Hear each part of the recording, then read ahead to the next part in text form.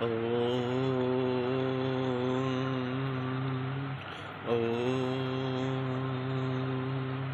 Om Anandamayi Chaitanyamayi Satyamayi Parame Om Sri Aurobindo Mira is my refuge. Good morning, Vande Mastram, Namaste, welcome all of you. The topic of this morning's discussion will be on to find the divine. So, very interesting topic, to find the divine. We'll quote and we'll try to learn more from Sri Aurobindo's writings. It is a great topic, of course, to find the divine. Not only from here we are who are seeking, we are pursuing the spiritual path, of course, this integral path. Not only for them, from the time eternal, from the time immemorial, people keep questioning how to find the divine. So that is a great question before us, not only before us, before the yoga, before the time, before the centuries or millenniums other, that how to find the divine. We'll go a little bit inside and we'll try to discuss a little bit from Sri Aurobindo's writings. So, before going just one or two lines, we'll see to be in full union with the divine is the final aim, Sri Aurobindo quotes. To be in full union with the divine, that is the final aim. And again, Sri Aurobindo also quotes very interestingly, when one has some kind of a constant union, one can be called as a yogi, but the union has to be made complete. There are yogis who have only the union on the spiritual plane, others who have united the mind and heart, and other also the vital also. In our yoga, Sri Aurobindo, this world and Sri Aurobindo differentiates now in our yoga. Our aim is to be united in the physical consciousness and in the separate mental plane. So before it was there, the yogis who have only union in the spiritual plane and others who are united in mind and heart. Otherwise in the vital also, but here it is integral. In our yoga, the aim is to be united in the physical consciousness and on the separate mental plane. Again, Sri Aurobindo quotes a little bit ahead. Sri Aurobindo quotes, the aim of the yoga is to open the consciousness to the divine and to live in the inner consciousness more and more while acting from it on the eternal life. To bring the inmost psychic into the front, the power of the psychic to purify and change the being so as it may be ready for the transformation and be in the union of the divine knowledge, will, and love. Second, in to develop the yogic consciousness, that is the second aspect, to develop the yogic consciousness, to universalize the being in all the planes, become aware of the cosmic being and the cosmic forces, and be in union with the divine on all the planes up to the over mind. That is the second aspect, to get united. The second aspect I will tell, to develop the yogic consciousness, to universalize the being in all planes, to become aware of the cosmic being. Third, the cosmic forces and be union with the divine in all the planes to up to the overmind. Thirdly, here in the course, to come in contact with the transcendent divine. Transcendent, already three aspects we have in the another plane we have seen. This is the third aspect, divine, transcendent divine, beyond the overmind through the supramental consciousness, because there is beyond supermind through the supramental consciousness, and the separate supramentalize the consciousness and nature, and make oneself the instrument of the realization of the dynamic divine truth, instrument of the realization of the dynamic truth and its transforming descent into earthly embodied nature. So these are the things we have already seen. Now the question is that how to find the divine. So divine is our aim, divine is our goal, divine is our motive. In the spiritual life, only divine, nothing else.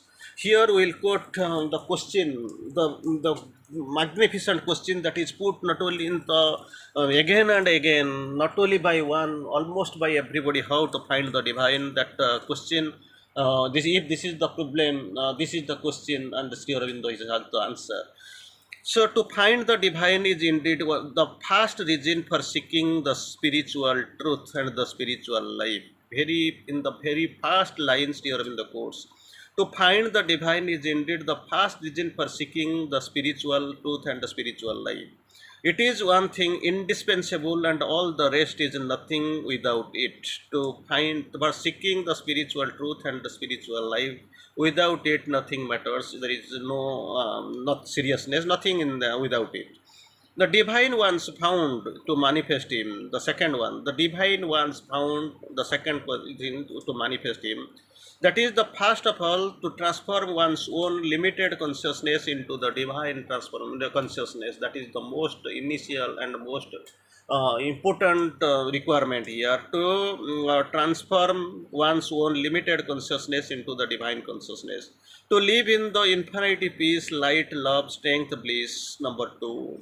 Number three, to become that in one essential nature and as a consequence, to be a vessel, channel, instrument in the active nature. So these are the 3 points to be clearly realized. First, to divine, to find him. Second, to manifest him. Third, to transform your consciousness. Then live in the infinity peace, light, love, strength, bliss, and to become one's essential nature and the consequence to be vessel, channel, instrument of one's active nature. So, we'll to bring this activity, the principle of oneness on the material plane, and to work for the humanity is a mental manifestation of the truth. These things can't be the first true object of the spiritual seeking. All these are the mental truths here in the course. These are may not be the first true object of the spiritual seeking. We must find the self, the divine. Then only we can know what is the works of what is the work the self or the divine demands from us. Initially, we must find the self, the divine. Then we will try to know what divine demands from us. Until then, our life and action is only a help or means towards the finding the divine, and it not be the have any other purpose. Thing is that initial question, initial to go deep within to see, get a leap into it. More we go, more the intensity of the aspiration. The more we plunge into, we will find the touch in the proportionate manner.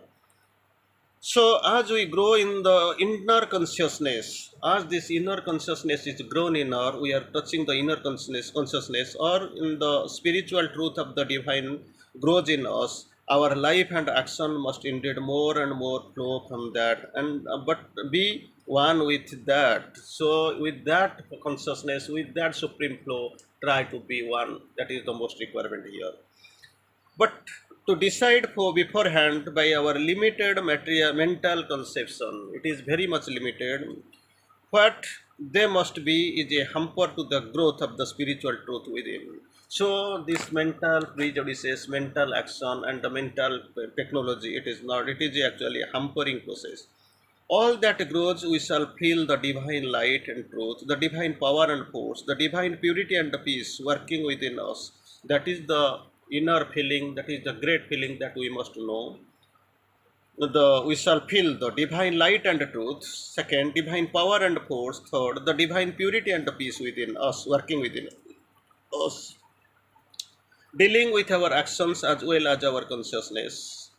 Third, next, making use of them to reshape us into the divine image. Next one, removing the dross, substituting the pure gold of the spirit. Only when the divine presence is there in us always and the consciousness is transformed, can we have the right to say that we are ready to manifest the divine on the material plane. These are the basic conditions, these are the basic ideas, this is the basic truth. I will quote it again. Very only when, then the quote starts the sentence with the only when the divine presence is there in us always and the consciousness transformed.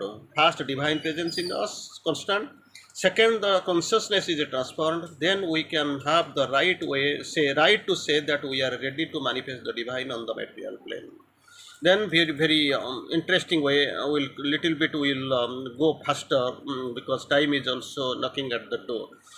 So the first necessity is the practice of concentration in your consciousness within yourself. First necessity is the practice of concentration in your consciousness within yourself. Then why actually it can't be. The ordinary human mind has an activity on the surface. She remains on the surface, not goes very deep within. Of course, he is totally unaware of don't fact with ego, ignorance, everything. So, surface which veils the real self, but there is an other the hidden consciousness behind it is. It is a surface consciousness on we are staying, the ordinary people are staying. There is a hidden consciousness within. Behind the surface, one has, of course, one is in which one can become aware of the real self of a larger, deeper truth in nature, can realize the self and liberate and transform the nature. To quiet the surface mind, again, what is the procedure? The quiet the surface mind and begin to live within is the object of this concentration. Why we are going for the concentration? First, to quiet the surface mind, and second, to begin to live within. That is the object of this concentration. Of these two consciousness, other than the superficial, there are two main centers we can where we can make a concentration. Number one, in the heart, not in the physical heart but in the cardiac center in the middle of the chest, not in the ordinary heart where I've seen that is a cardiac center in the middle of the chest. There we have to concentrate. And second one we have known already, that is in the head. The concentration in the heart opens within and be following this inward opening and growing deep in one becomes aware of the soul or the psychic being. Concentration on the head that carries you towards your true soul or the psychic being. The divine element in the individual, that is the psychic being, it is carried by the concentration through the heart. This being unveiled begins to come forward to govern it. Actually, it is veiled. It becomes unveiled. It comes forward to govern the nature, to turn to it and all its movements towards the truth, towards the divine, and call down into it that those are that is existing on the above. It brings the consciousness of the presence, the dedication of the being to the highest, and invites the descent into the nature of a greater force and the consciousness which is awaiting above us. Once this psychic is opened, so there is a ascent and descent. This force descends and it purified pure psychic being. Actually, it helps. It helps the dedication of the being to the highest and invites the descent into the nature of the greater force and consciousness which is above, with waiting above us to come descend down, to come here, to concentrate in the heart center with the offering of oneself to the divine and the aspiration for the inward opening for the presence in the heart is the fast way. It is, if it is done, the natural beginning has been begun. For itself, once obtained, makes the spiritual path more easy and safe than one begins the other way. So there is also a second force also to concentrate above the head. It is there. So that is also little bit actually strenuous method, but thing is that it is also practicable. People are practicing. So what is, thus it brings about the silence of the surface mind, opens up an inner, larger, deeper mind within which it is more capable of receiving spiritual experience and spiritual knowledge. But once concentrated here, that makes a big division. So difference we must try to achieve the divine. Thank you.